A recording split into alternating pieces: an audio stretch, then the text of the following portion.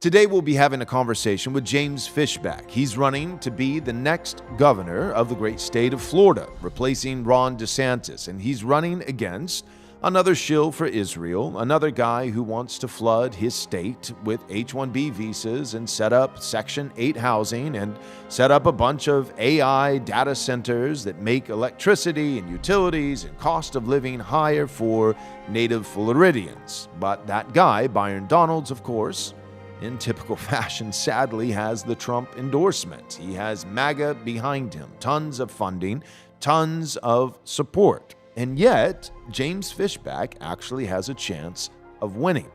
He's running a campaign that prioritizes heritage Floridians. And this is a big deal, not only for Florida, but it serves as a canary in the coal mines when we look forward to the midterms and to even 2028. At a national level, American politics is changing, and we think for the better. It's moving in a positive direction where we would no longer prioritize foreign countries, we would no longer prioritize mass immigration and all these kinds of things, but we would put Americans first. America first means Americans first. And no, not paperwork Americans, but actual Americans, heritage Americans. James Fishback is running an excellent campaign. He's hitting all the right talking points. It's changing the game in American politics, and it's worth us investigating to learn a little more. Today's episode is brought to you by one of our premier sponsors, Saga Metals. You can find details in the show notes below. Tune in now.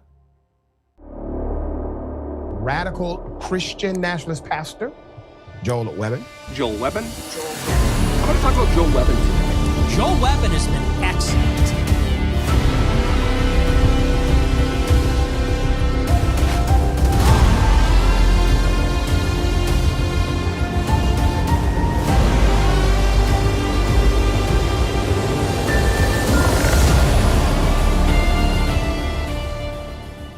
At the foot of Mount Sinai, a nation met its God in thunder and fire. From that covenant flowed the faith of Abraham, Moses, and the prophets, fulfilled, not replaced, in Christ. But somewhere between the martyrs and the modern West, the truth was blurred. Politicians and pastors began speaking of a Judeo-Christian civilization, a phrase born not of Sinai, but in Washington, tracing its roots not to Moses, but to the Pharisees. The hyphenated heresy challenges the myth of the hyphen, tracing how it reshaped Christian identity, redefined the church's witness, and bound modern faith to political Zionism. Pick up your copy today on Amazon.com.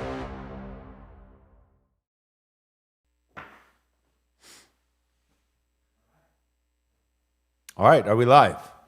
We are live. Here we are. We are with James Fishback. He is running for Florida governor, and we're going to be taking super chats. We're going to give it about an hour worth of discussion. We'll go to another break for a couple more messages from our sponsors, and then we'll be doing the super chats. Here's the deal, though, and this is going to be tough for some of our audience. You know who you are. The super chat has to be on topic.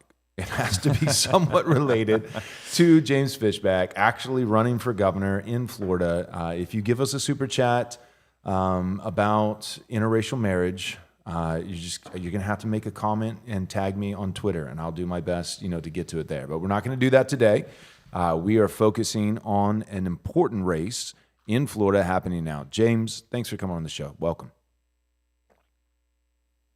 Okay, I do not have James' volume. We're going to have to fix that real quick. Could just be me. That was APAC, sorry. Ah, there we go. That was APAC interfering, of course.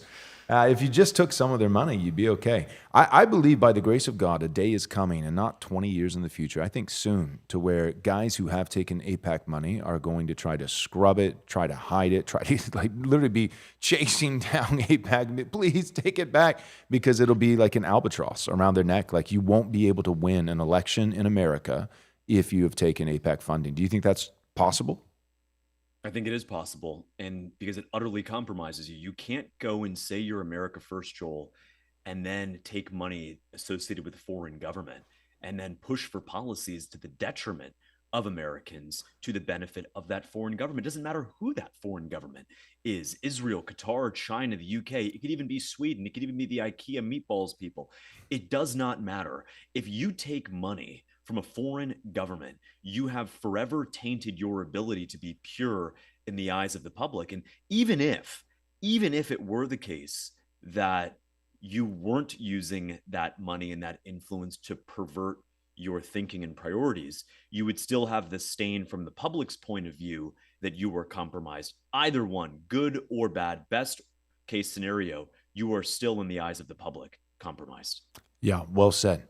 Now, there's one narrative against you. There's a few, but there's one that I do want to focus on at some point in this interview. So I'm going to ask you some questions because I think it's fair to the listener. But before that, let's just do 30,000-foot view, macro, big picture. Give us whatever, I don't know, the number is arbitrary. Maybe it's 3, maybe it's 8, whatever. But what are the big bullet points that you're running on? What are you going to do for people in Florida? Well, I would sum up the campaign really in one word, and that's affordability.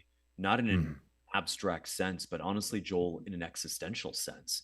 The great replacement is real, and affordability is really at the heart of that, right? I mean, if they bring in another 100,000 Indian H-1Bs from Calcutta or Mumbai, and you can't have a job, you cannot literally afford anything, let alone a home, let alone a car, let alone the ability to get married and have kids and raise a God-fearing family. If they continue to let Blackstone, BlackRock, Airbnb, and foreign nationals buy up and hoard our single-family homes, you cannot buy a home, get married, and raise a family. And so I don't mean affordability in this abstract Democrat sense where they use that word, they throw that word around as a Trojan horse to push through socialist ideologies. I mean it in a very existential sense, that if the people who built this country, and in my state in particular, are getting priced out and pushed out, then we need to fight back. And so I believe that Florida, no offense to you guys in Texas, but I believe that Florida is the greatest state in the country. But that is little consolation if the people who made it the greatest state in the country can no longer afford to live here. And so my mission as governor is very simple. I want to make it easy for young people to buy a home, to start a family, to live out the full arc of the American dream. I want to make it easier for seniors to stay in their homes, and I'll do that by eliminating property taxes across the board for Florida residents. I want to make it easy for our recent college grads to get jobs. That means ending the H-1B scam. I want to recognize that Florida did not cut its teeth on being a financial capital, but by being a citrus capital, a cattle capital, a space capital, a tourism capital, that there's really a fork in the road. Do you want old Florida or do you want new Florida? If you want new Florida, if you want an AI data center where a cattle ranch or a citrus grove once stood, then Byron Donalds is your candidate. If you want to make Florida the financial capital of the world and bring in more hedge funds and private equity, then Byron Donalds is your candidate. If you want to speed up the construction of Section 8 housing, then Byron Donalds is your candidate.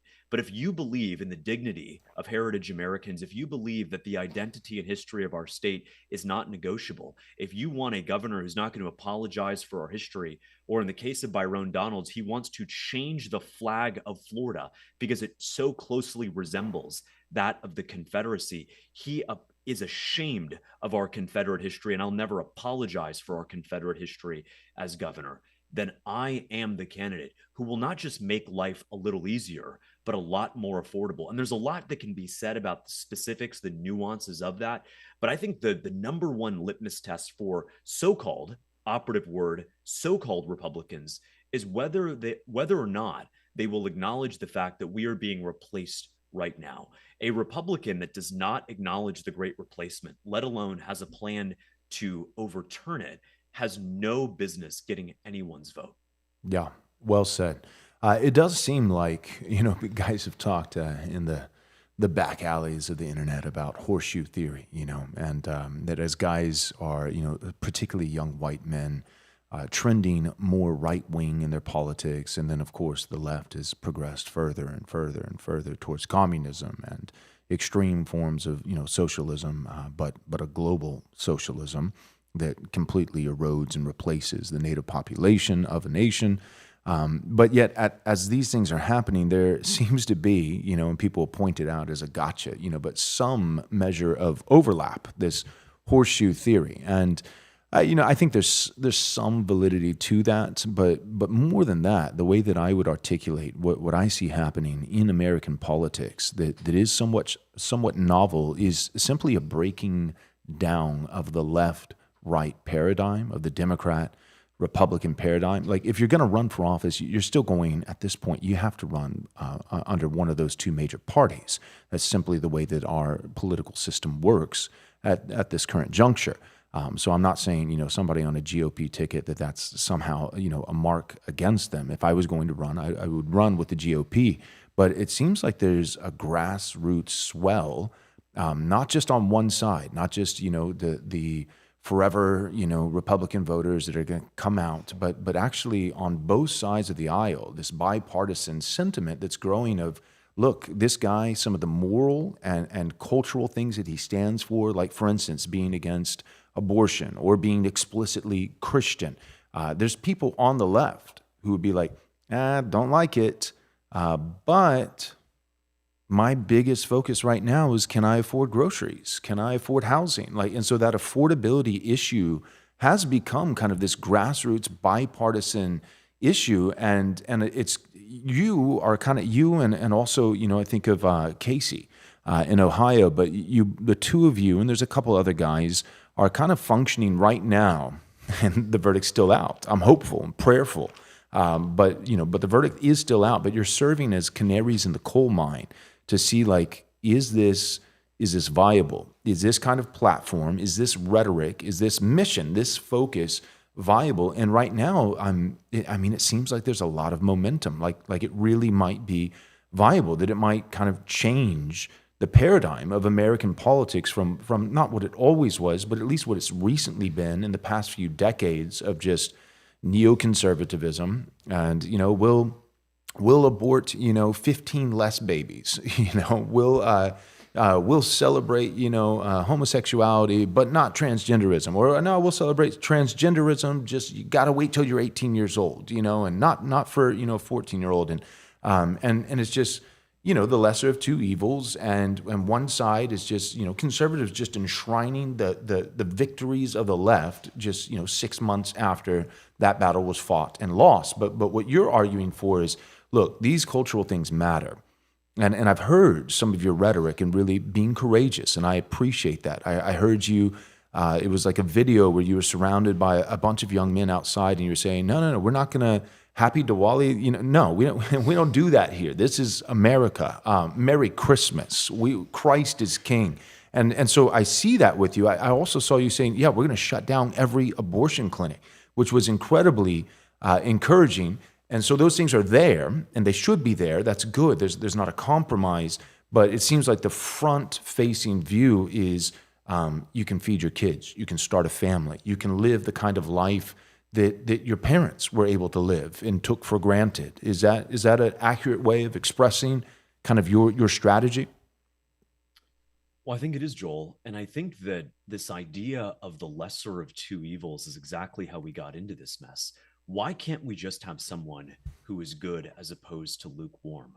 Why can't we have a vision that doesn't just wag our fingers and say the left this and the left that, and actually assert an affirmative vision of pride in who we are as Americans? I'm sorry. I'm sick of the Republicans whining about, we defeated the drag queens, we banned the drag queens. How about this? Why don't you ban Blackstone from buying up homes so young white men can actually buy a home and get married and start a family? It's the bread and circus all over again. Look, none of us like drag queens. None of us like this DEI stuff being rammed down our throat.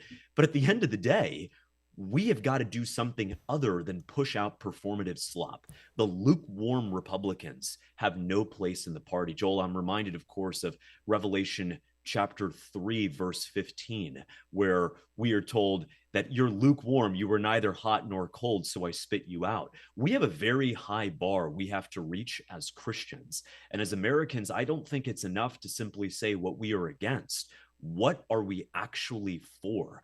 Mm. As a candidate, I am running for governor because I am for our people again, raise a family again, and live out the full arc of the American dream, not letting any third world migrant or first world billion-dollar corporation get in their way. And when I do these events all across the state, all 67 counties I'll be visiting over the next 3 months, afterward, I've got Republicans coming up after me saying, yeah, we're going to vote for you. But I've got Democrats and independents saying, I am changing my party affiliation, and then sending us screenshots over Instagram afterward, changing their party affiliation so they can vote for our campaign in the closed Republican primary on August 18th. That is the kind of vision that we need. It would not be possible without a lot of people who have really paved the way for this America First vision to be built up.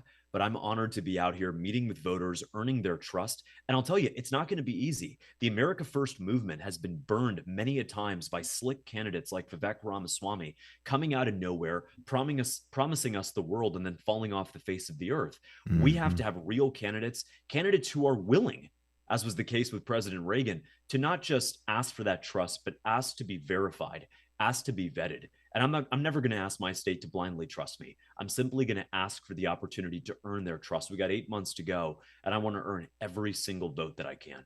That's awesome. All right, I'm going to ask you rapid fire questions. Here we go. Let's go. President Trump, he's going to cap 10% interest on credit cards. Do you like that? How do you feel about usury? I'm fully against usury. The Florida legislature actually passed a law way back in 1891 that prohibited usury above 18%. And so as Florida governor, I'll be the first in a generation to actually enforce the usury laws that are already on the books. Look, oftentimes as a society, we point to a problem and say, we must create a new law to defeat this problem. What I'm going to do is I'm going to go back to history. I'm going to go back to the state statutes, going back to the late 1900s if I need to, and the late 19th century rather, if I need to, and understand what laws are on the books already and enforce those laws that are on the books. And so I support any measure by President Trump to make it easier for people to afford living in America today, because I'll tell you, it's very easy to live in America as an illegal immigrant, as an H-1B. It's very difficult to live in this country right now as an American citizen. And standing up to usury, it may be unpopular, it may piss off some interests, but at the end of the day, it's the right thing to do. Amen. 50-year mortgages, how do you feel? Well, I would start off by calling it the 50 years of usury, to be completely honest. If you look at the math on the 50-year mortgage, you put down $250,000 over the course of just the first couple of years paying down payments. And for $250,000 of interest, you'll gain $18,000 of equity. That is a rigged system against American citizens. I understand the instinct to want to make it more affordable to buy a home, but financing that over 20 extra years is not the way to do it. The way to do it here in Florida is to deport every single one of the 1.4 million illegals who are living in single family homes. It's to ban foreign nationals like Chinese and Canadian from buying single family homes. It's to ban and force the divestiture of Blackstone owning single family homes. And what you'll do is you'll bring hundreds of thousands of homes on the market. There will be a new equilibrium clearing price, and you'll allow people to actually buy homes. In a very small way, one thing that I'll do is I've already said that the foolish Republicans and Democrats who sent $385 million of taxpayer money to Israel in the form of government bond purchases, I'll divest those via executive order on day one. And then I'll create something called Rise and Shine, which is a statewide down payment assistance program to help young married couples buy their first home. If you're young and you're married and one of you is working full-time and you've been living in our state for 5 years, there is a $10,000 check with your name on it for you to buy your first home. Because in Florida, we recognize that homes are for families, that homes are not merely an asset on the balance sheet. They are actually a fundamental precondition to be able to start a family, to buy dirt, to put a couple branches on the family tree. A home is where we celebrate Christmas, Easter, July 4th. We've got a dog, we've got a family, we make indelible memories with our kids and with their grandkids and so on and so forth. And so at the end of the day, I am running because home ownership is essentially existential to what we're building here in America. Well said. All right. AI data centers, why are they a problem? Why are they immoral? What are you going to do?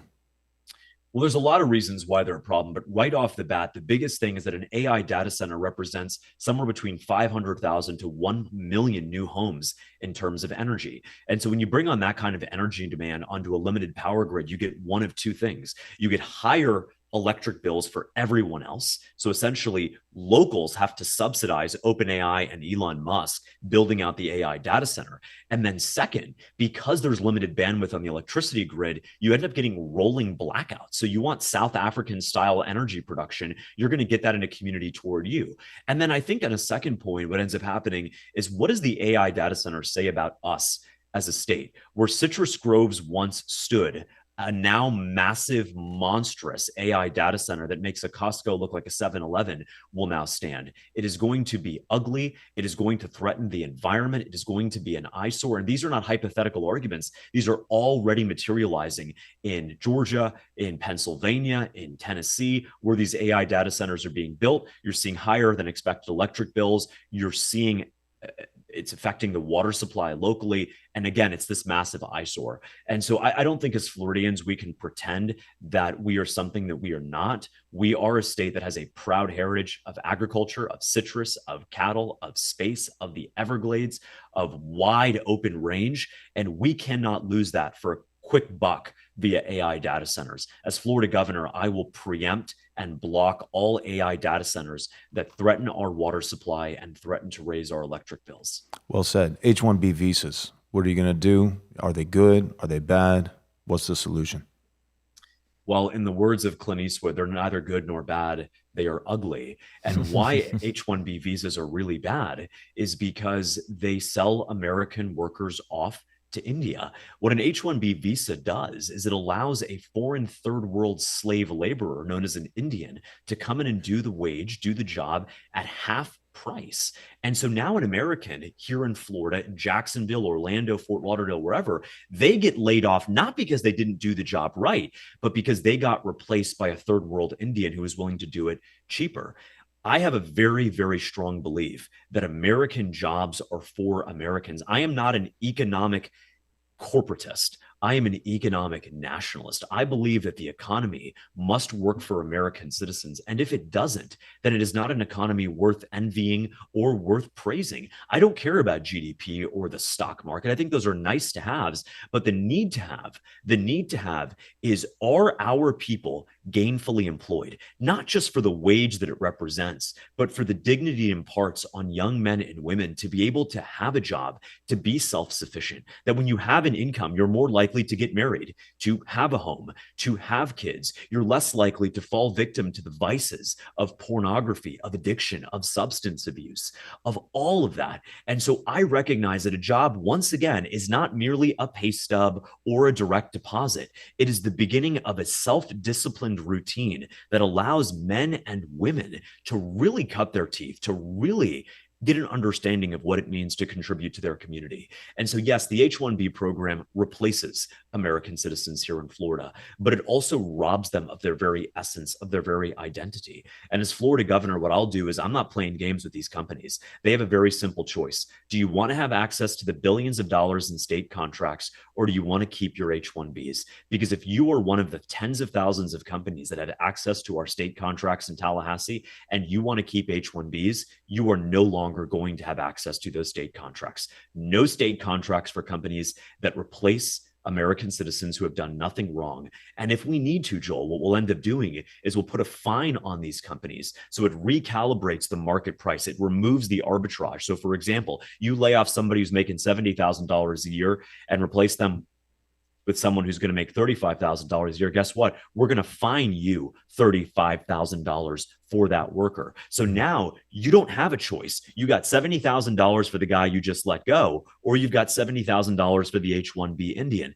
At that point, you've reasserted this market equilibrium. So there's now no cost incentive to replace that young man from Jacksonville with that young woman from Mumbai. I think that as Florida governor, if I'm judged by one thing and one thing only, is, do jobs go to our people or do they not? I'm sick and tired of these job announcements, these job statistics that, oh, all of a sudden we created 1,000 jobs at this factory for Hyundai. Well, did those jobs go to American citizens or not? right? Because for the longest time, we've touted made in America. Made in America was the gold standard. No. Not those 3 words. Let's bring that out to 5 words. Made in America by Americans. We cannot make in America by Indians or by immigrants or by foreigners. If we're not making in America by Americans, then there's absolutely no point, because at the end of the day, we can't make America great again with illegals. We can't make America great again with H-1Bs, with Chinese, with Indians. Sure as heck not with the stealing Somalians.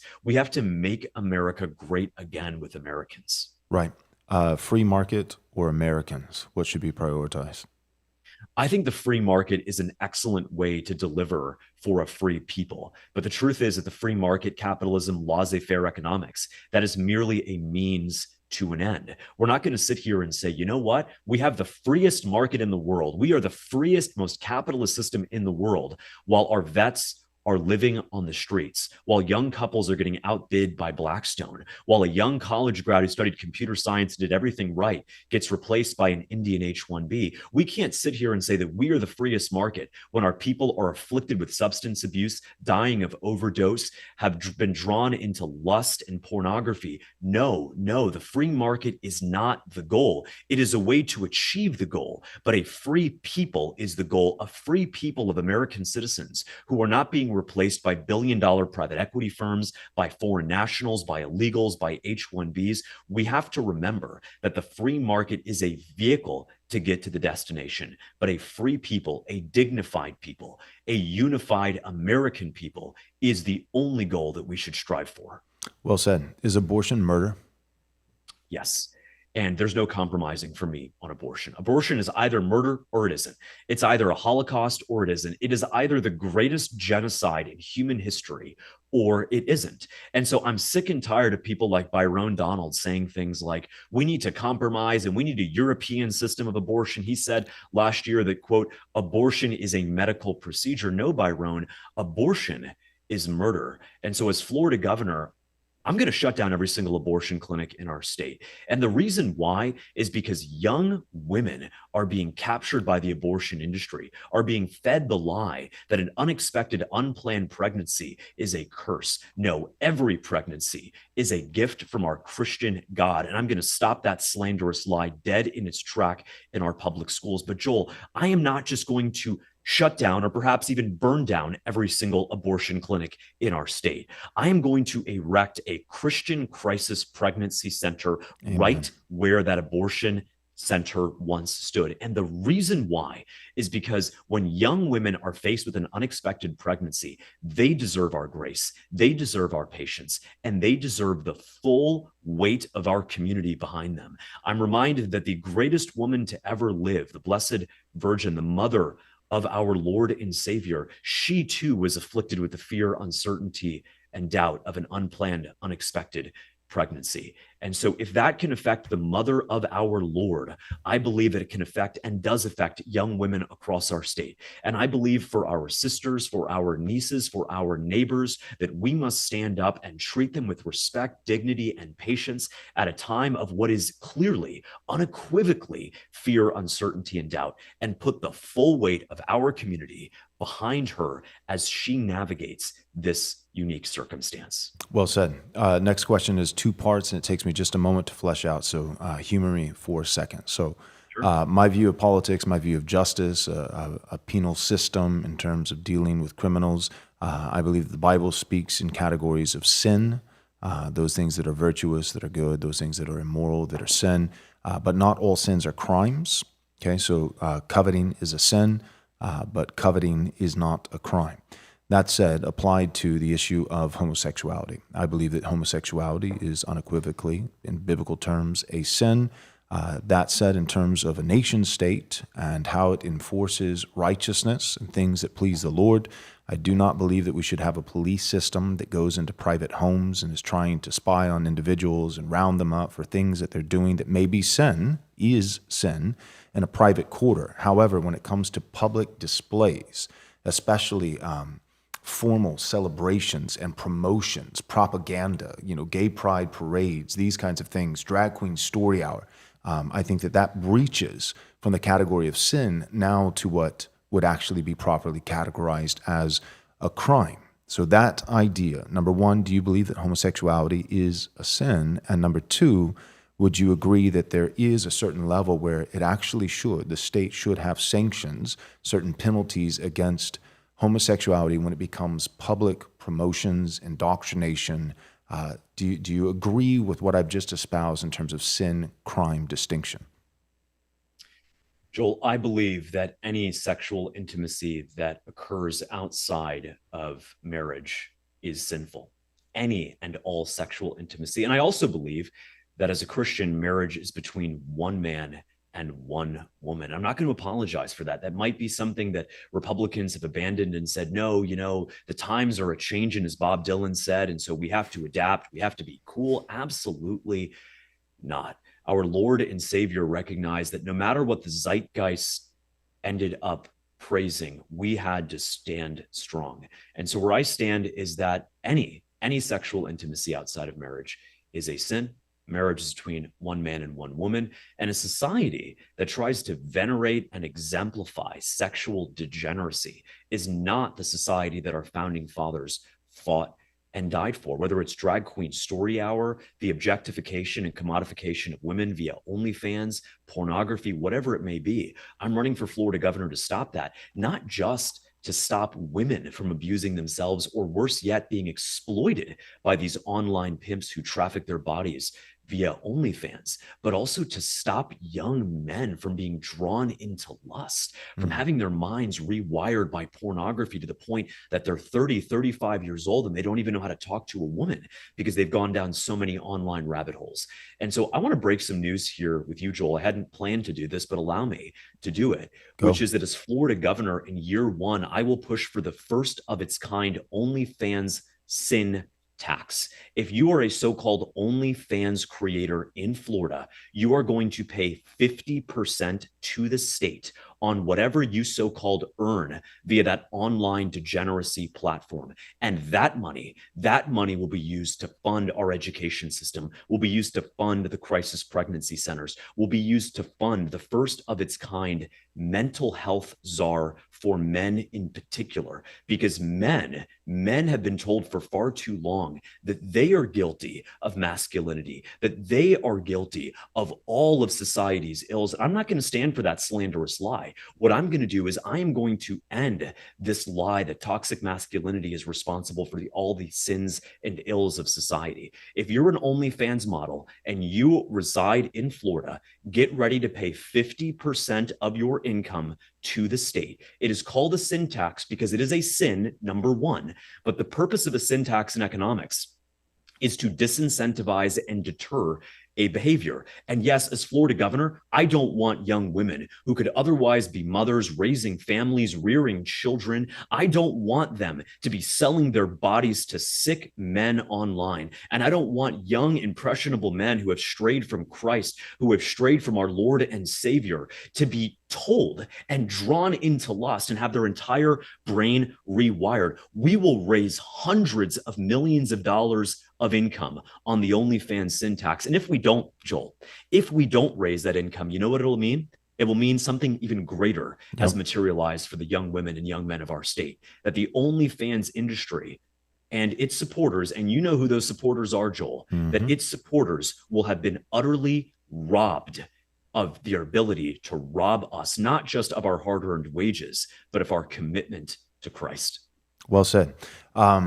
Okay, a couple more questions, and I'll let it go. Here's one, and this one I'll show my hand as well, and not, it's not a gotcha question, so I'll let you know what I'm thinking here. But what is a heritage American, and is Vivek? I understand it's a separate state in Ohio, but is Vivek Ramaswamy, would he fit into that category of a heritage American? For me, I'm going to say no to that second part of the question. I don't believe that he is a heritage American. And in terms of what I view as a heritage American, and this is where, some of my constituents, some of my followers would say, oh man, Joel's a lib.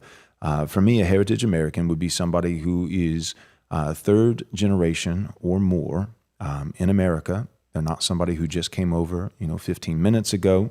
I do believe that heritage American stretches broader than just those of European descent, those who are white, although I do believe that that is the bedrock, the WASP, right? This white Anglo-Saxon Protestant is the makeup, and that of the foundation of America, that it should be preserved, it should be esteemed, it should be protected. So white heritage Americans, I think, are vital, and that is the majority. But I would include, others. I think of, Clarence Thomas. I would say that he would be within that framework of a heritage American. I would say Vivek is not, because regardless of where he was personally born, he is an anchor baby. His parents were not born here, so he is first generation actually born in the United States of America. He kind of made his name in scamming, which, you're not beating the stereotypes of Indians in that regard. So that's where I'm at. I don't think that he is a heritage American. I don't appreciate him every Christmas for 2 years, like it's a tradition now, 2 years in a row, lecturing heritage Americans of what it actually means to be an American as a non-American himself. What do you think about that concept of heritage American? How do you think it applies to someone like Vivek Ramaswamy? Well, for the longest time, our friends on the left, when we asked them, what is a woman? They said a woman is someone who identifies as a woman. The paperwork said it, Joel. The ID says it. He, she identifies the way he or she identifies. And I guess that same twisted, perverted logical fallacy is exactly the kind of slop that one Vivek Ramaswamy is trafficking in after 2 back-to-back Christmas crash outs on heritage Americans and American identity. You ask Vivek Ramaswamy, what is an American? And he says an American is someone who identifies as American, someone who has filled out the paperwork, who has pledged their allegiance to meritocracy or colorblindness or our constitutional republic. And any other follow-up is met with, you're a bigot. Let me be very clear. Vivek Ramaswamy's parents, neither of whom were citizens of this country when he was born, makes him definitionally, categorically, an anchor baby. But that's not the point. The point is that someone who is an American, unequivocally, is someone who loves America. So right off the bat, you cannot love America if you've been here for 15 minutes, if you broke our laws, if you have contempt for your fellow Americans. You just can't. And so I think this idea of heritage American, if you think about it just purely on definition, a heritage American is someone who stretches back the exact number of generations. I'm sure, Joel, you and I could debate.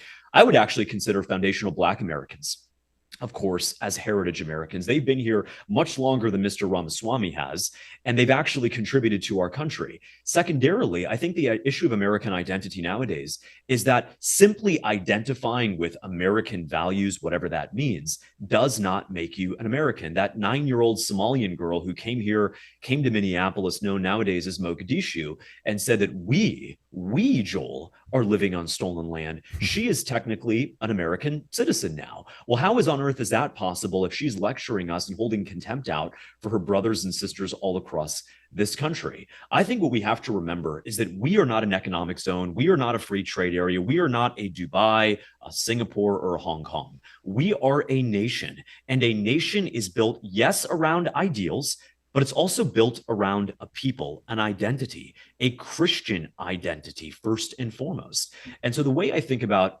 my state is that my father was born and raised here. My grandfather fought in World War II and then ran cattle out of Okeechobee. His father, my great-grandfather, fought in World War I and ran a small hotel on Fort Lauderdale Beach. My mother came here from South America, met my father in the early 1990s, and is a proud American who stands for the pledge just as my father does and recites those words. In fact, growing up, my mom's fluent, of course, in Spanish. That was her first language. I'm fluent in Spanish as well. But my mom, it was not my father's idea, it was her idea that we not speak Spanish at home, that we actually speak English, because she recognized that while she was born in South America, she was an American citizen now. She was committed to raising my sister and me in an American household, and that was what we signed up for. And so I'm really proud of course, my father's side of the family, but also my mother's side of the family, many of whom still live in South America. I get to visit them every year or so,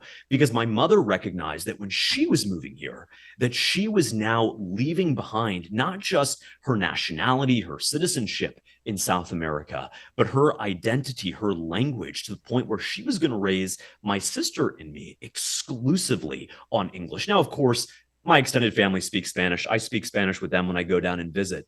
But I think that this idea of people like Vivek, people coming to our country, whether it's H-1Bs or Afghan nationals or whomever, especially illegals, and lecturing us about our way of life and how our country has gone wrong, that is completely unacceptable. I'm running for Florida governor for the very simple reason that it's very difficult to be an American in America today. Very, very easy to be an illegal, very easy to be an Afghan national, to get your food stamps, your Obama phone, your EBT, your welfare. But if you're an American citizen and you fall on hard times, the state lectures you, and Ben Shapiro comes out of the bushes and says, young white men, pull yourself up from the bootstraps. I believe in individual accountability, responsibility, and agency. But I also believe that the state and our communities have a role in not just asking our citizens to pull themselves up by the bootstraps, but also to extend a hand and pull them up. And I'll tell you, Joel, that is not communism. That is Christianity. And that's the way that I will lead as Florida governor.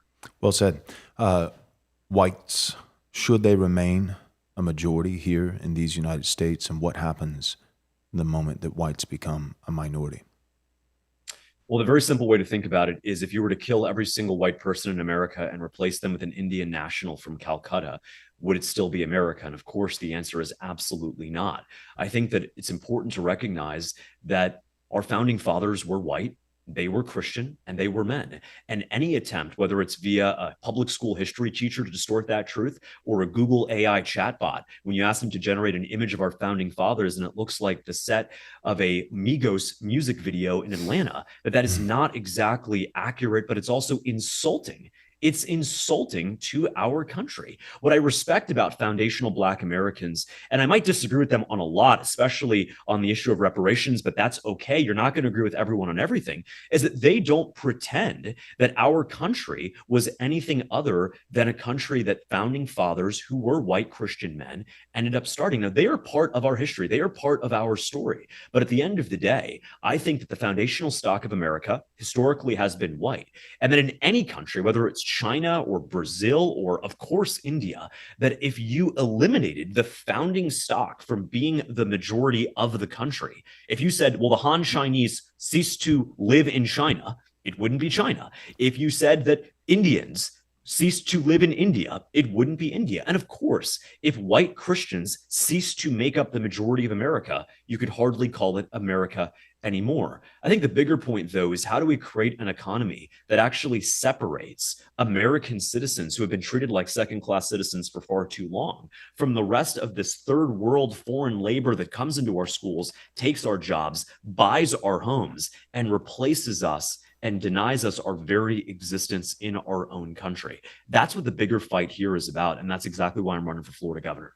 Well said. All right, I'm going to put you on the spot here. I'm going to ask you one more question, and then I'm going to start to push back a little bit and see what your explanation is, because we have people who, they want to know. They're open. Debate is good, Joel. Yeah, it is. It is. We have, I think, the general sentiment of guys who follow us, and myself included, this would be, description of me personally, is I want to believe, help my unbelief. I want to believe that there is someone who actually cares about Americans, somebody who actually cares about white people and is not going to discriminate against us. Somebody who's actually going to be America first and not Israel first. Somebody who's going to do things that secure a future for me, my family, my children. And yet, you know this, we all know this, we have been disappointed so many times. And so it merits asking so that our listeners can hear it from you and make up their own minds whether or not they believe you. All you can do is give an answer, and then it's up to them to exercise discernment and decide whether or not you're telling the truth. So I'm going to ask a couple questions about your transition, because we have to admit that it seems as though some of these changes in perspective and emphases and priorities are rather recent. And so I'm going to ask that. But first, this I did not prep you for. I did not tell you was coming, but I'm just curious. Nicholas J. Fuentes, if he endorsed you, how would you respond? Would you respond? Would you view that as a liability, or would you be grateful for his support? What do you think? Well, Joel, I am grateful for anyone in the country exercising their First Amendment rights. I think if anyone has any disagreement with anything, anyone, including one Nicholas J. Fuentes says, they're welcome to air that disagreements publicly. This attempt to cancel, censor, or tone police American citizens, we rejected it from the left, and I'll equally reject it from the right. To be very honest with you, I'm not in the business of soliciting endorsements from anyone who does not live in the state of Florida. Right. That would apply to quite literally every single person outside of the state. I think that my opponent, Byron Donalds, has focused a lot of his time soliciting endorsements from the likes of Ted Cruz and Chip Roy and Dan Crenshaw and Mike Johnson, and wants to ram that down their throats of Florida voters and say, you know what? Ted Cruz got back from Cancun and now wants you to vote for me. I recognize that the best endorsement I can get is from voters themselves. So I'm going to travel the state. I'm going to meet with voters face to face. They deserve to ask me tough questions, as I'm sure you will here shortly. And they deserve to see how I'm going to respond. Look, the idea that any politician should be blindly trusted after we've gotten burned these last couple of years, that applies to me too. And so I don't want anyone to blindly trust me. I don't know that I can earn anyone's trust over a 30-minute conversation. I think that every voter has to, yes, take me and hear what I say and watch my interview with you or with Tucker or whomever, and then follow me very closely over the next 7 to 8 months. And when the media pushes me, when I get pushed back or tone policed, or my policies might distance myself or push back from a donor, how do I respond when a donor rips up $100,000 check because I refuse to disavow a fellow American? How do I respond in that moment? Well, we know how the other people respond. How will I respond? I can't predict how I'm going to respond. All I can do is watch very closely my every single move. If I have the opportunity to earn your trust and earn your vote, I'll be grateful. And if I don't, it'll be no hard feelings. Yep. Okay. Barry Weiss. All right. So now we're getting to you changing your views. And I think that's one of the main complaints that I've seen from people, or at least, if not a complaint, at least I think a genuine, fair concern is, all right, he's parroting the right talking points. His rhetoric is right. What he's campaigning on, that's right. But how do we trust him? Because it seems as though it's a recent change. So Barry Weiss, how do we feel? How do we feel about that? How do I feel about Barry Weiss is a really interesting one. So I cold emailed technically Barry Weiss in April of 2023. I was writing a high school debate article about how high school debate had gone woke, where white students were told that they needed to apologize to black students before the round. They were forced to share evidence with black students, but black students didn't have to, in the name of equity, where a young student was disqualified from the Stanford tournament because that student used the word illegal immigrant as opposed to undocumented migrant. And so I pitched that to Barry Weiss. I'm grateful that the Free Press published it. But Barry Weiss and I have rarely agreed on anything politically, including and especially the issue of Israel. I've never been paid by Barry Weiss or worked for her. I wrote some op-eds for her. I think the bigger question, though, for me is how my views on Israel have changed. And look, I'll be the first person to say, heck yeah, they've changed. After October 7th, of course, like many Americans, I was repulsed to see this attack on innocent life, not just Israelis, but also foreigners, Americans, Cambodians, Laos, Thai, who just happened to be at the country at the time, either living or working. And so I was unequivocally disgusted by what happened on October 7th. And then over the subsequent years, I guess it was one of those gradually then suddenly moments, gradually seeing the news feed through and, skeptically, the very left-wing people who had lied to us for so long were saying this was war crime, this was genocide, this was famine. But what really did it for me, Joel, was the bombing of the Holy Family Catholic Church in Gaza City. That was really the wake-up moment.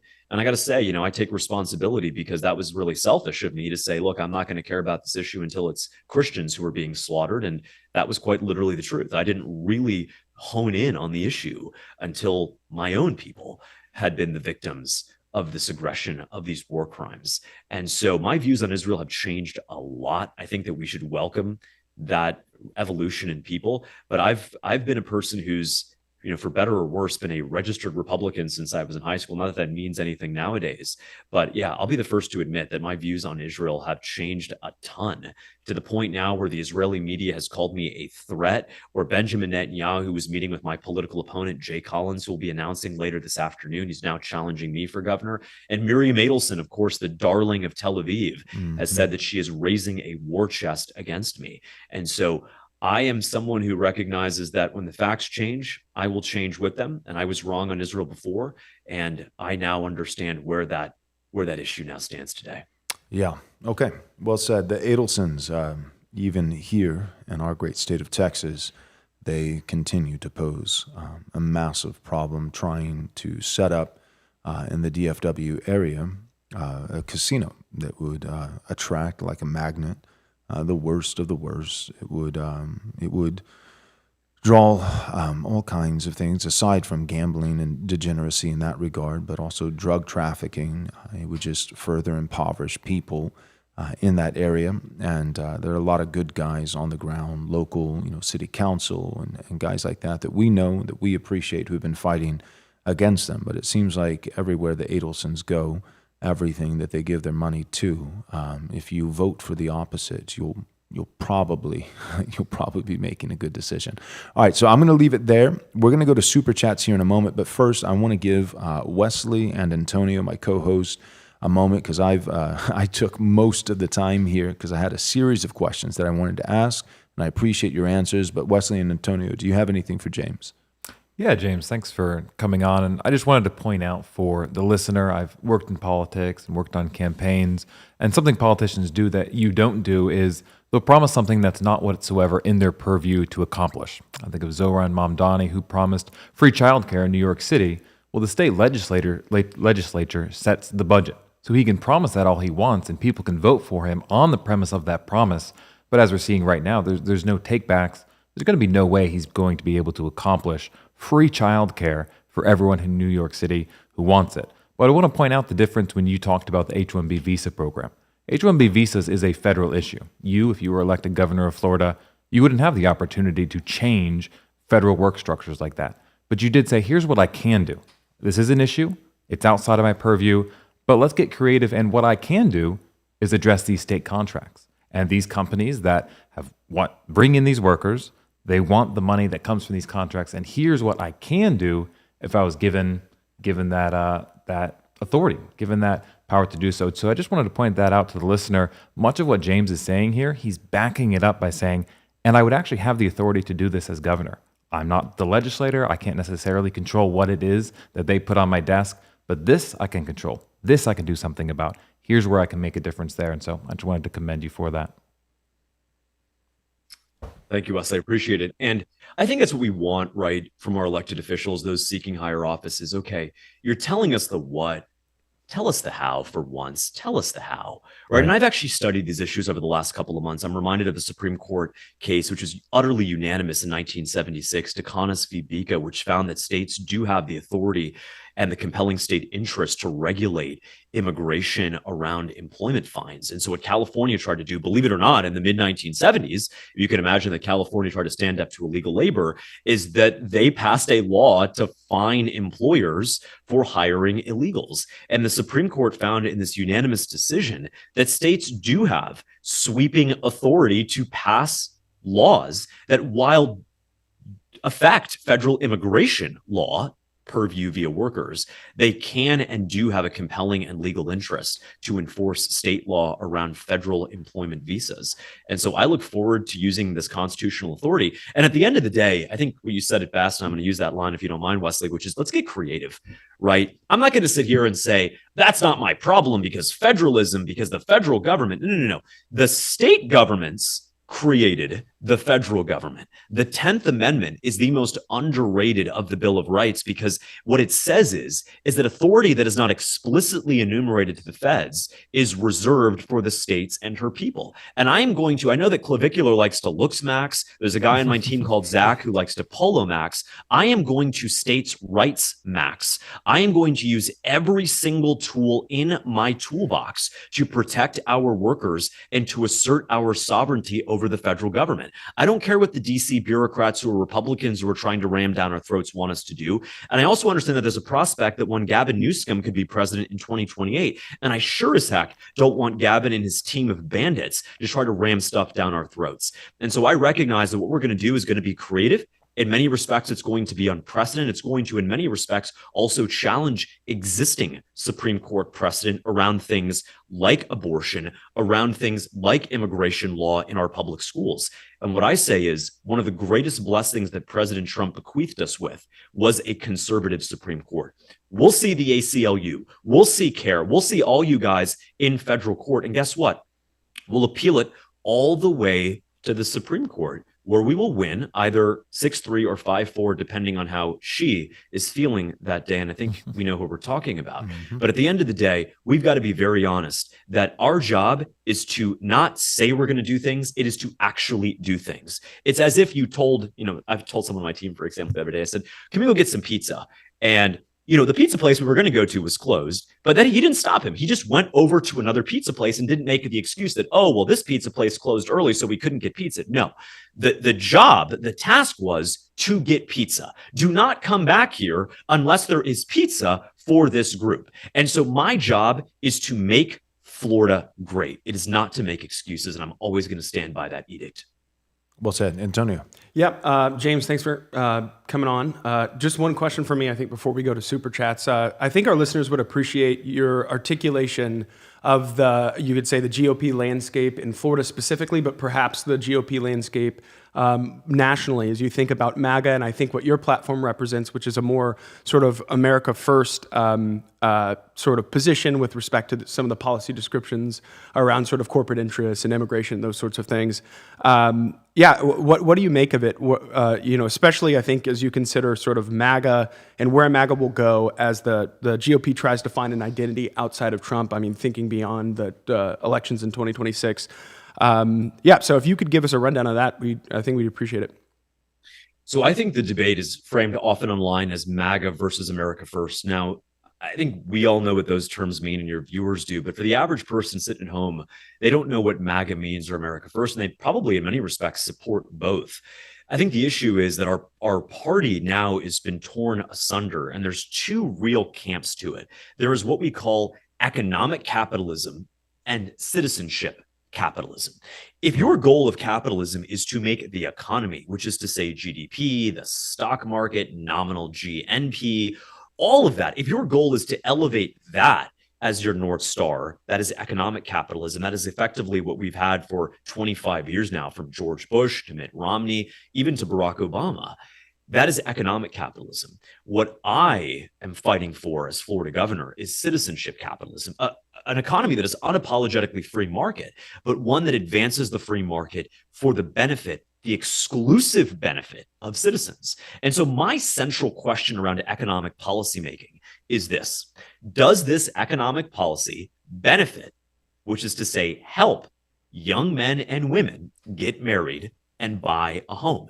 In 1960, half of 30-year-old men were married, which is to say 30-year-old women were married. Half of 30-year-old men were married and owned their home.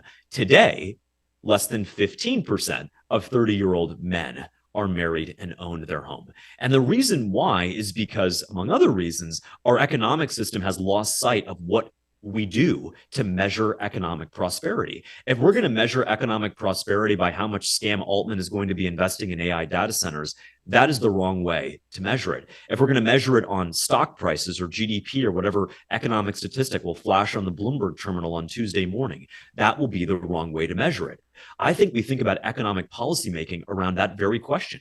Does this policy help young people get married and buy a home? So, for example, an AI data center fails that test for two reasons: because it actually raises electric bills and makes home ownership less likely on the margins. And also, it doesn't create real local great paying jobs. It brings in 40 or 50 highly specialized workers, oftentimes from overseas or out of state, to take those jobs. And so to the very question of whether or not we should vote up or down in an AI data center, if you view it through the lens of does it help young people get married and buy a home, it by definition fails on both tests. And so I think the real division, the dichotomy in the Republican Party today is that between economic capitalism and citizenship capitalism. If we take Pat Buchanan's view of the economy, which is, yeah, capitalism, whatever, but let's use that as a vehicle to advance liberty, prosperity, and dignity for American citizens. That is the kind of vision that I support. And that's why I'm running for Florida governor, because I'll tell you, Republicans and Democrats have been disaffected and disturbed by the uniparty establishment for too long. They're sick and tired of being lectured about their grocery bills. And, inflation used to be 5 and now it's only 3. You're only getting screwed over by 3% a year in rising prices as opposed to 5. They're told that if they complain about the fact that they don't have a job, that the stock market, they're reminded that the stock market has made a new all-time high, or that GDP is now at 4.3%. Well, guess what, folks? In Jacksonville, Pensacola, Pahokee, where I grew up in Broward County, we don't eat GDP for dinner. The stock market isn't going to pay our electric bills, and we are sick and tired of choosing between rent and prescription drugs. We need an America First candidate who's going to fight, yes, for Republicans, but also for Democrats, Antonio, because at the end of the day, there is not a gas price for Republicans and a gas price for Democrats. There is not a mortgage rate for those who voted for Barack Hussein Obama and a mortgage rate for those who voted for President Trump. There is a mortgage rate for all Americans, a gas price for all Floridians. I am running because, honestly, I understand a lot of Democrats are frustrated, and they're not just frustrated with the Republican Party, they're frustrated with the Democrat Party. And that's why I've been honored to have countless voters already across the state change their party affiliation from independent to Republican or Democrat to Republican, because to vote for me and our vision on August 18th in the closed primary, you have to be registered as a Republican. The truth is, the next governor of Florida is going to be a Republican. Donald Trump won this state by 13 points. Ron DeSantis before him for governor won by 20 points. The next governor of Florida, without a doubt, is going to be a Republican. And so if you're waiting to vote until November, you're allowing the system to disenfranchise you, because your vote will not count. The only vote that matters here in Florida is on August 18th, 2026. It is James Fishback versus Byron Donalds. It is America First versus America Last. It is cattle and citrus versus AI data centers. The great replacement, free speech, and the dignity of our neighbors is on the ballot. I would be honored to earn your vote on August 18th. You just have to make sure you are registered as a Republican, and you can do that online right now for free. James Fishback, last and final question. Are you ready right now to pledge your undying allegiance and give an unapologetic endorsement of this book, The Hyphenated Heresy, Judeo-Christianity? I need to hear it. I am looking forward to reading it. I've already ordered my copy. I am looking forward to reading it when I stop going from Holiday Inn Express to Holiday Inn Express on the campaign trail and eating McDonald's and Waffle House. But I look forward to reading it. I think it's a really important book that challenges the status quo in a way that it needs to be. I want to be very clear. This country was built on Christian values, right, not Judeo-Christian values. Amen. None of our founding fathers were Jewish.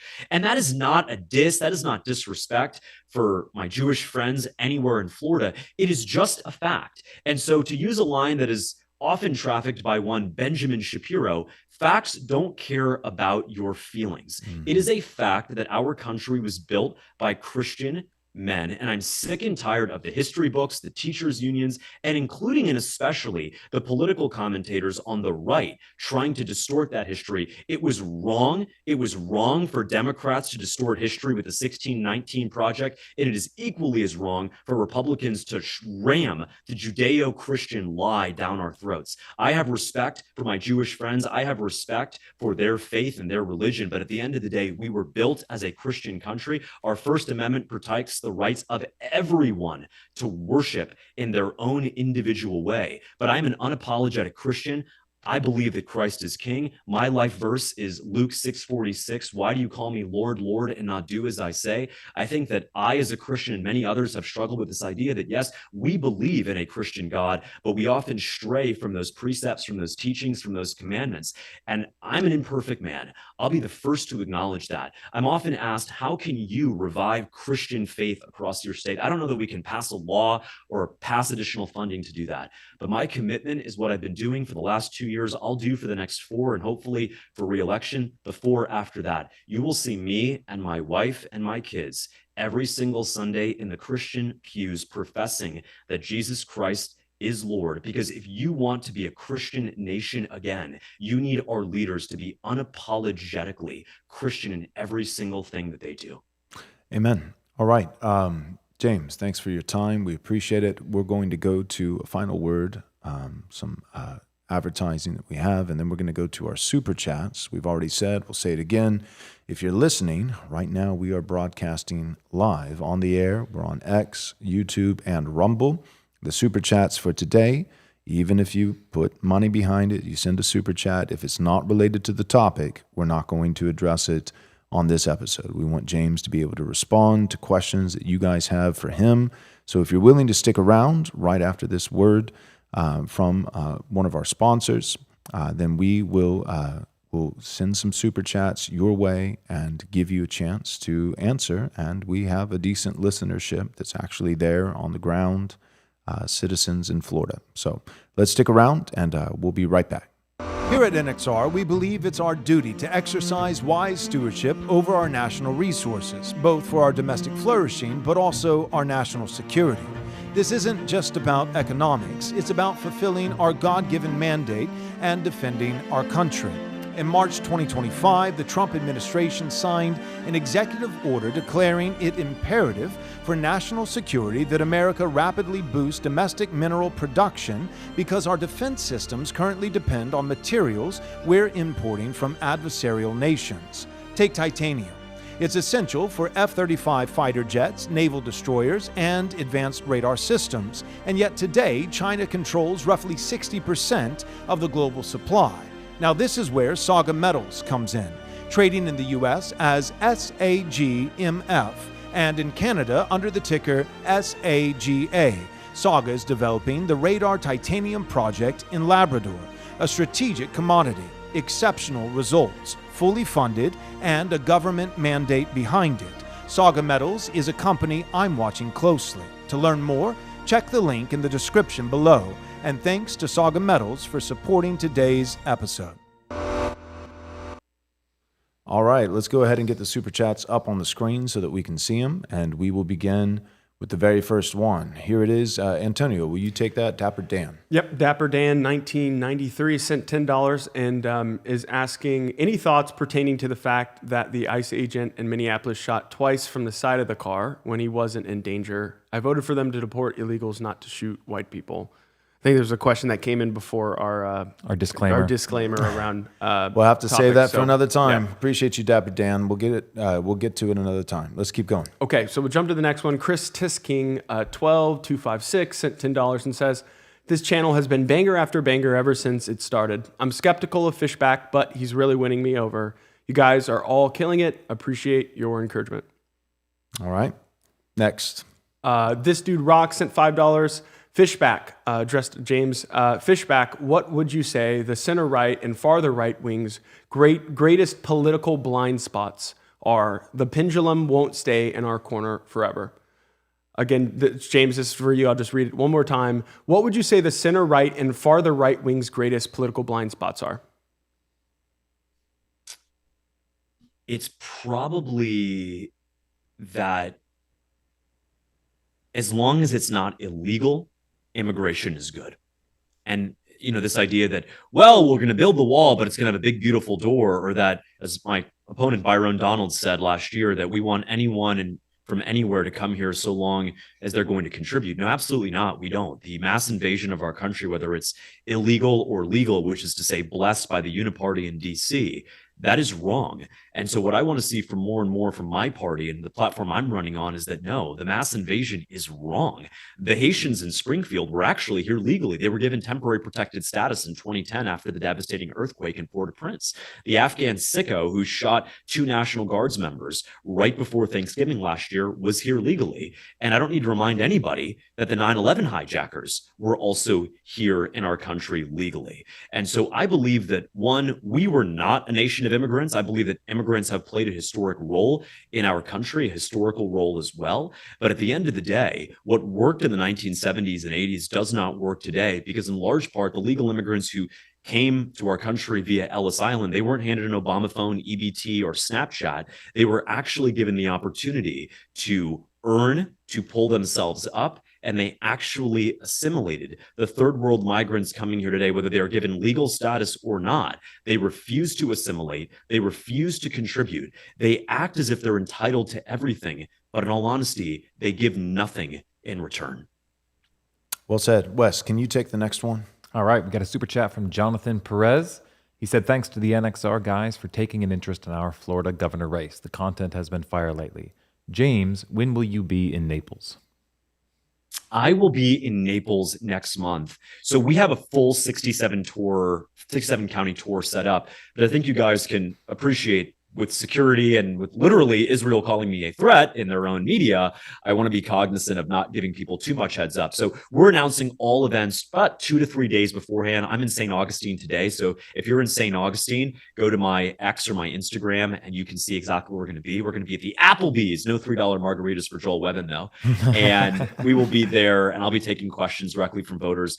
I don't do the typical stump speech. I talk for 4 or 5 minutes and then I just take questions from anybody and everybody. I will not leave any of our venues until I've answered every single question. Floridians deserve a governor they can see, talk to, and even debate with, and that's why I'm running. Great. All right, next one comes from Caleb, and he says, thank you, Mr. Fishback and Mr. Webben and co. for doing this. What does James make of his background working in the Jewish finance scene and their pro-Israel allies enclave in Florida? Are they opponents? James, what do you think? I think anyone who fuels the great replacement of American workers, who financializes our economy, who lets single family homes get sold and hoarded by Blackstone or BlackRock, I think anyone of any background is an opponent to making America great again and putting America first. And so I am running to stand up for every single Floridian, wherever you are, wherever you live, however you pray. I'm an unapologetic Christian. I hope you'll come to Christ, but I'm running for governor so I can make your life a little bit easier and a lot more affordable. And that starts with standing up to a financial industry that for far too long has commodified and financialized every single aspect of our life. We have to get back to basics. And honestly, our future is not in the future. Our future is in the past. We have done this before. We have a blueprint to help young men get ahead. We have a blueprint to help a family raise their 4 kids on a single income. We have a blueprint to preserve our identity and ensure that America is for Americans. And so I don't want to look to Singapore, Dubai, or Hong Kong. I want to look to our own state, our own country, our own past, because if we did it before, we can do it again. Well said. Next one is from Hear Me Roar, and it's a picture of a woman, so it's not my favorite, but we'll go ahead and read it anyways. They said, why just young married couples? What about single parents, low income, disabilities, veteran? Yeah, The username in the That's picture. a great question. Checking out, but go ahead. That is a really, it's a really good question. And the reason why we're going to do young married couples, to be clear, I want to make sure housing is affordable for everyone. If you're struggling with a disability, if you're a former veteran, whatever the case may be, I want to make sure that you have the ability to not just buy your home, but to afford to stay and live and exist in your home. And so what I'll say is that our Rise and Shine program is to help young married couples for the very simple reason that I think marriage is in crisis in this country. If you show me the incentive, I'll show you the outcome. That's a principle from economics that applies to everyday life. There is every incentive for young people not to get married as opposed to get married. Our welfare system, our social safety net, unemployment insurance, SNAP, EBT, the entire economic apparatus is structured in a way that disincentivizes marriage because it pays you more to be single as opposed to be in a God-fearing covenant.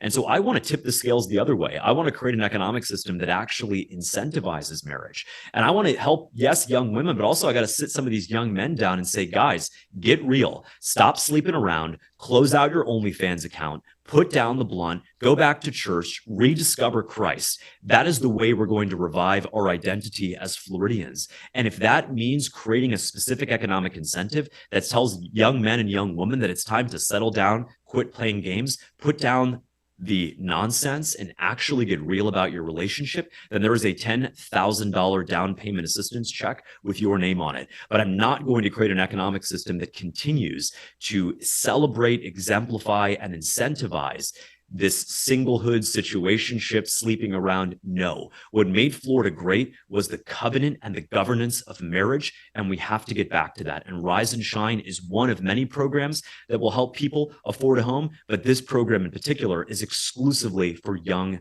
married couples.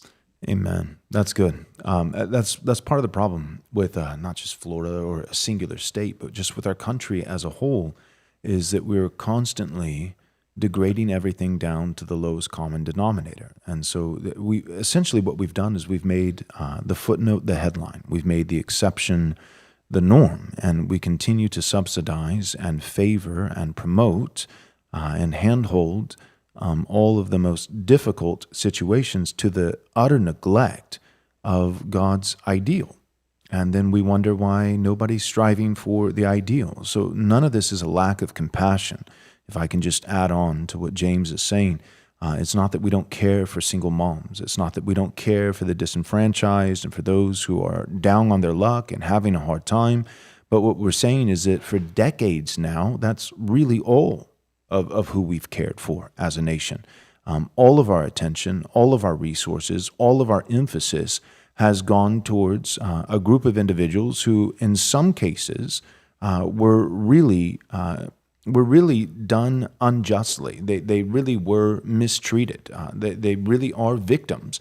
And in other cases, there's tons of people who are simply scamming the system, or they're in a difficult situation. And although we're sympathetic and compassionate, it is ultimately their responsibility for why they're there. Nobody did it to them. They did it to themselves.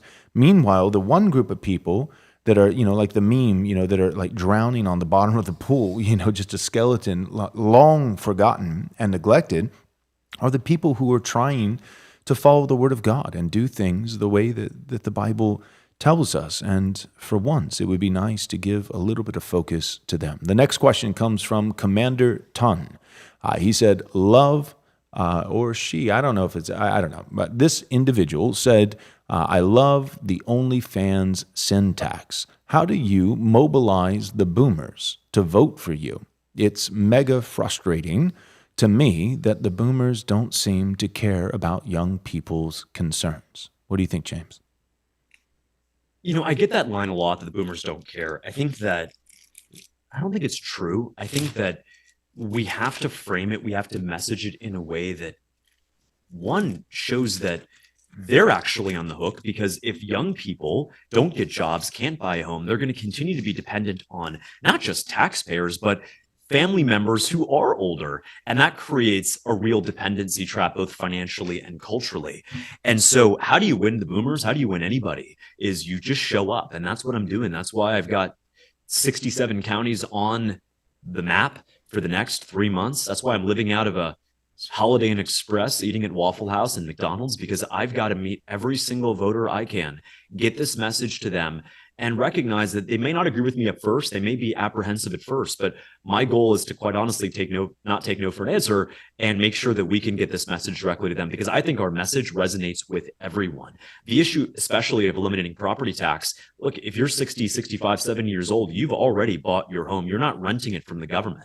And so I'm running for governor to eliminate property taxes, yes, for our seniors who deserve to be able to retire with dignity, but also for our young couples, because it's not just enough to be able to get that down payment to buy that home and to move in. You also have to have a path to be able to continue to afford that home and to not get evicted. And so when you had a $7,000, $10,000 property tax bill due every single year for as far as the eye can see, that challenges your ability to stay in that home, to stay married, and to keep raising your kids. And so I'm eliminating property taxes for every single Florida resident, because it helps our seniors retire with dignity, and it helps our young people start off on the right track.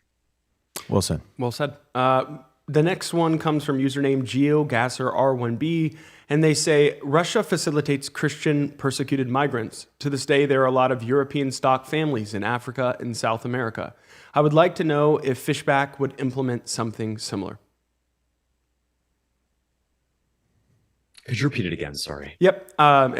admittedly not very clear. They're saying, so Russia facilitates Christian persecuted migrants. I think they mean to say immigrants or allows Refugees of persecution. Yeah. Right. And so they say, to this day, there are a lot of European stock families in Africa and South America. I would like to know if Fishback would implement or perhaps even just support something similar in the United States and Florida specifically. I think the persecution of any people across the world is vile, but I think the most virulent persecution that is the most tolerated by the UN establishment is that of white Christians, especially in places like South Africa.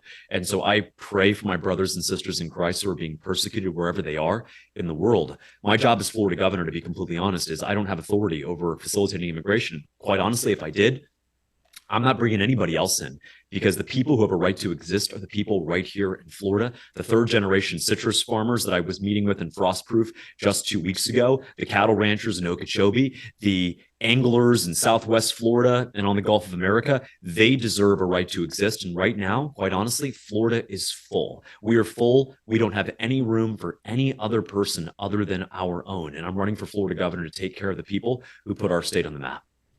Yep, that's right. Lectus, ex-Lectus is the next one. What?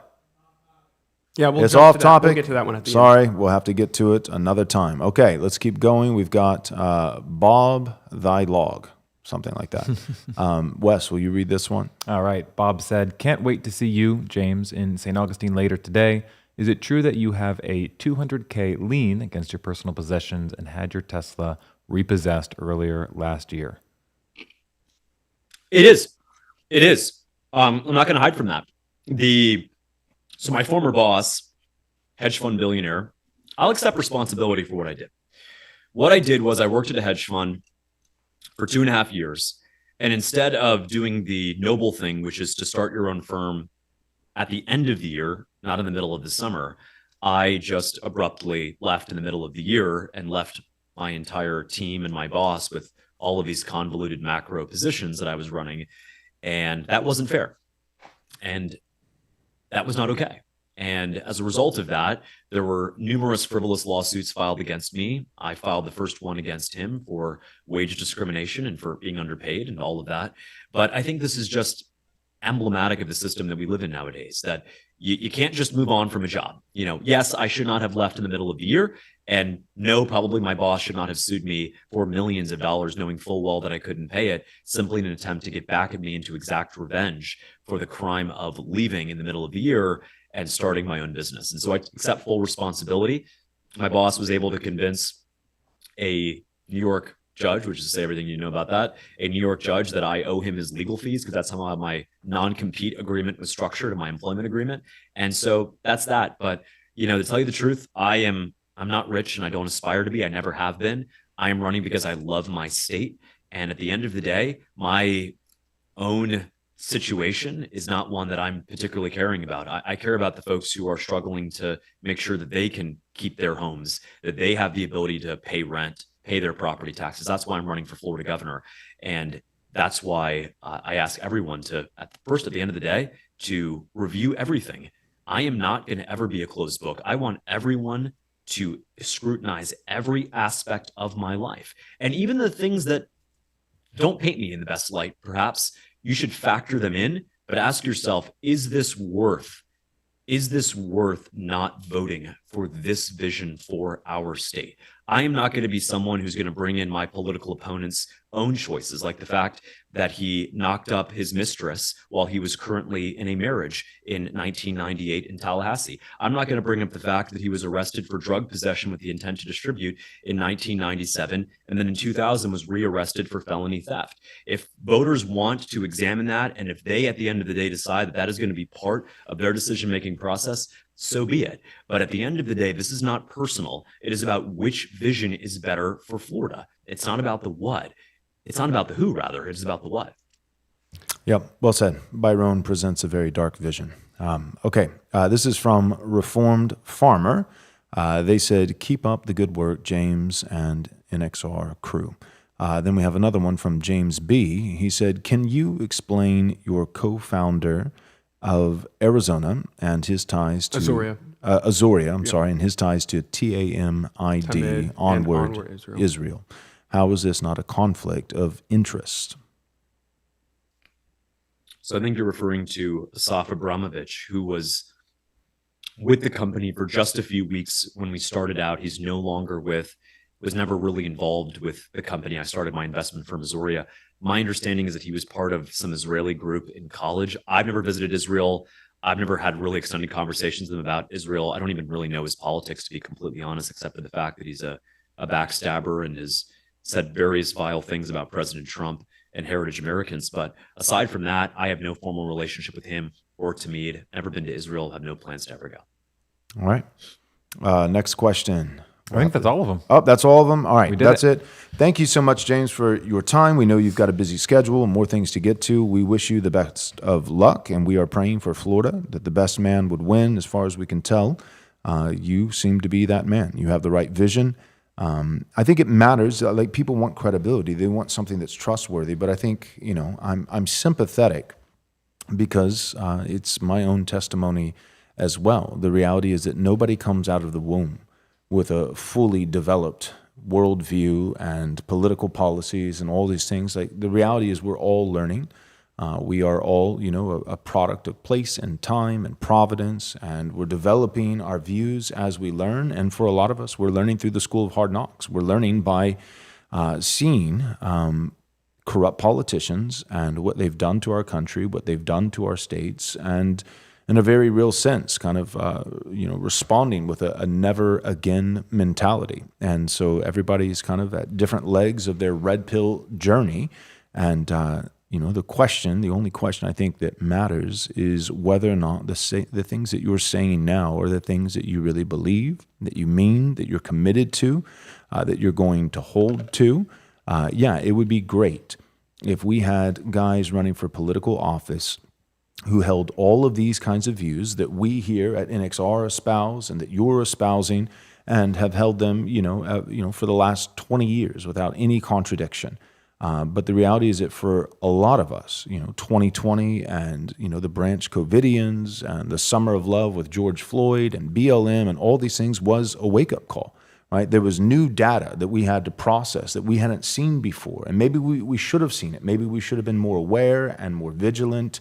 But for a lot of us, that's kind of what it takes. That's for the Christian, that's what life is. It's sanctifying. We are being sanctified as we're following Jesus, seeking to be further conformed into his image. By God's grace, people always say it as though it's a gotcha. It's like, well, you thought something different, 4 years ago or 5 years ago. I just, was just looking at X, and that's literally happening with me right now. You signed this statement, back in 2019, where you said that race was a social construct, and now you're saying that it's a real category, and that we should act accordingly in these different ways, and blah, blah, blah, blah, blah. And it's like, the simplest answer that I can give to people is, how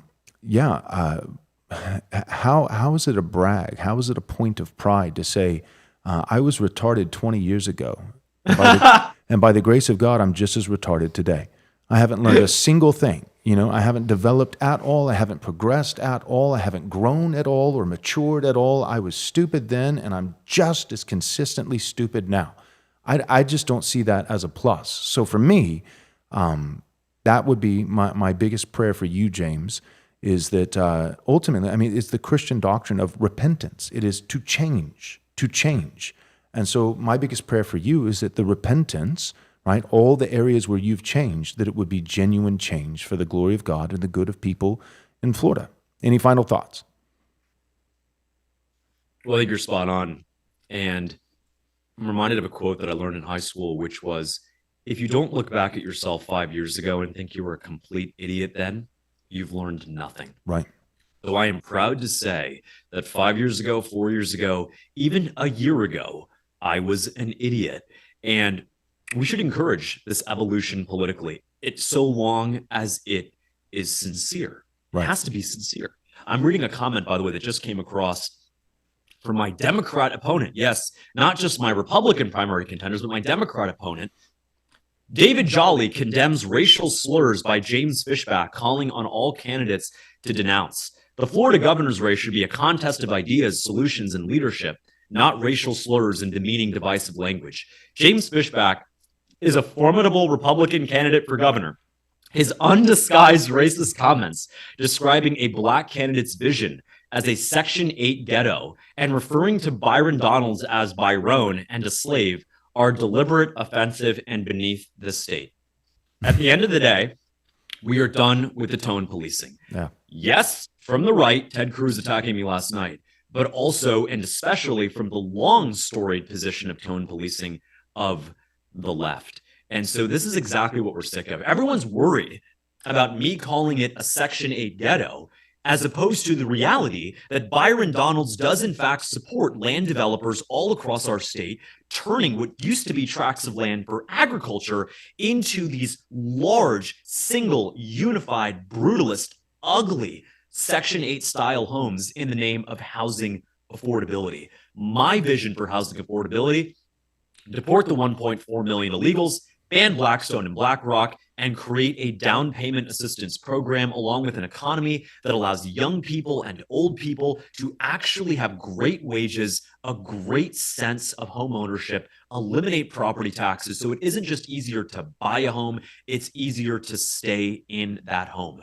And so I love to talk about individual policies, but the bigger vision of all of this is that we're done. We're done apologizing. Those words, they don't mean, they don't hurt, they don't affect, they don't perturb us like they used to. You want to call us racist, xenophobic, nativist, bigoted, even go so far as anti-Semite. You do you. We Joel Webben, we are going to save America. Amen. Well said. James Fishback for Florida governor. James, thanks for coming on the show. We appreciate it. Thanks, guys. All right. God bless.